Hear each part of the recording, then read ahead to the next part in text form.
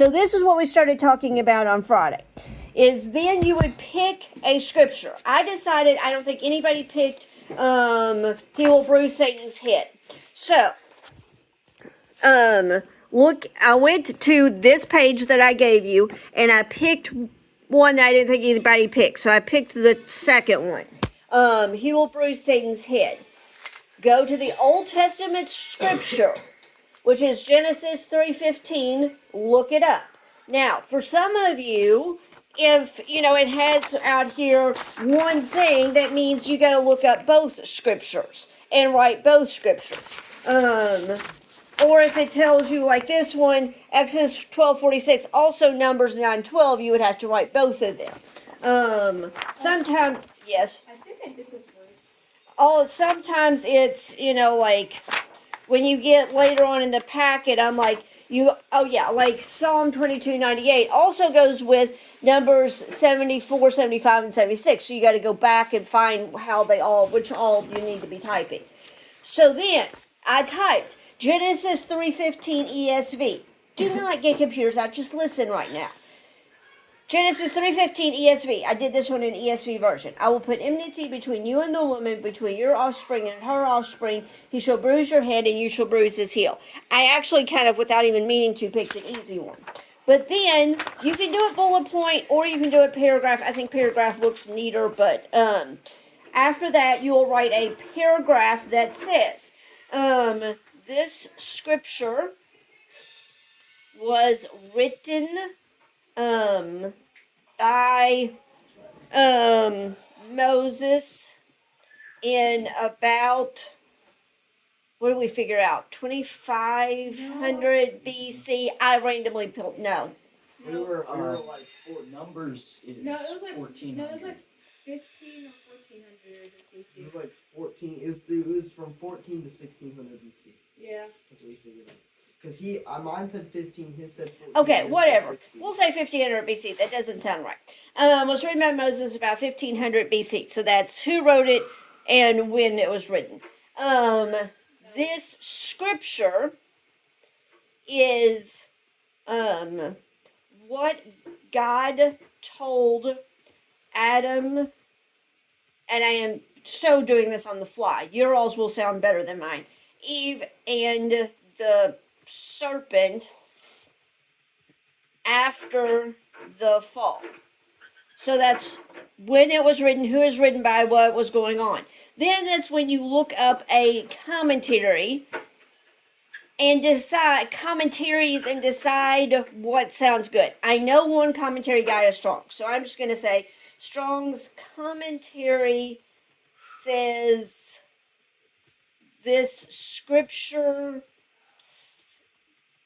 tells us or explains or gives me some idea of what's going on in the scripture, gives me some idea of the meaning of the scripture, tells us this scripture means. And this is where your praying, your discernment, your knowledge helps you to know whether the commentary you're reading is some liberal wackadoodle who is trying to twist the Bible into some weird thing that it's not supposed to be, or whether it's actually one that's accurate. Makes sense? And this is why you don't just, the first one that pops up on Google you go with. Because there is some wackadoodle weird things out there that are not accurate, that are people trying to lead you astray. And then, when you find a commentary, highlight, copy, paste the website and add that to your bibliography list. So that at the end, all you gotta do is neaten up your bibliography and it's done because you've been adding bless you stuff as you go. Yes. What is due? I forgot. We're not there yet. So that's what you started on Friday. Now the yes. Do you want us to put like what version of the Bible? That's what that ESV right there is. Yeah. Then the next step, which you can do this further down on that same Google Docs, or you can do a different Google Docs. Doesn't matter. Is you go back to this packet and you see it says Genesis 3:15 is the prophecy. The fulfillment is Hebrews 2:14 and 1 John 3:8. So you would write Hebrews 2:14 And because I'm trying to record this on my phone, I'm not going to look it up. But you would then write, and it would be ESV, and then I would write out what Hebrews 2:14 is. And then I would do, what did I say it was? First John 3:8, bless you, ESV. Then I would put Hebrews, now let's hear. It is unknown who wrote Hebrews, but many people believe it might have been Paul. It was written, whenever it was written, I would have to look that up. And then it was written whenever it was written. This scripture fulfills the prophecy because. So this is just doing the other verses that you have chosen, the other third. You have the three columns. This is what the description that you put in your introduction. The Old Testament is what this paragraph is, which is going to be a box. Then the box under it is going to be over here to the fulfillment. Oh, so now you're doing New Testament. Right. Oh. Oh my gosh. So that's what this next one is the New Testament that goes with your Old Testament prophecy. Now you're going to tell me same thing, who wrote it when it was written, but this time, instead of just telling me what the commentary says it means, you're going to tell me what the commentator says about how that shows that it's fulfilled. So, this scripture fulfills the prophecy because Jesus was crucified, nail stuck through his foot, that would be piercing his heel. Oh, you strike his heel and then you'll. Right. Oh. And ultimately, Your commas. yeah, I know. I'm trying to do this quickly. Jesus will defeat Satan. And if I had taken the time to actually look up the scriptures and look up the commentaries, that would sound a whole lot better. But you get what I'm going for there, right? Yeah. And then the third and last box is who cares? Why? How does this apply to your life? So it's going to be these scriptures are important to me because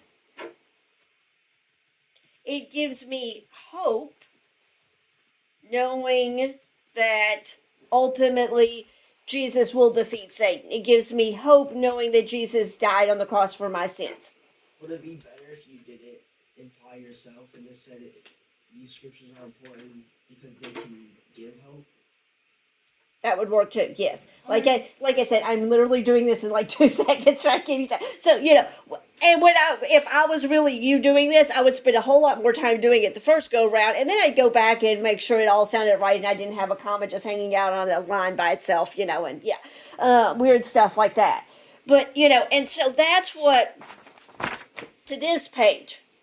So this box up here is this introduction right here. Apologetics is giving reasonable argument, blah, blah, blah, blah, which everybody except for Hudson has done. That's what that box is going to be. Then we're just trying to get this right here done. The Old Testament scripture for this top box, there we go, that's what I'm trying to do. I'm trying to, record this here. This box right here, Old Testament scripture, the box underneath, the New Testament scripture, and then how does it apply?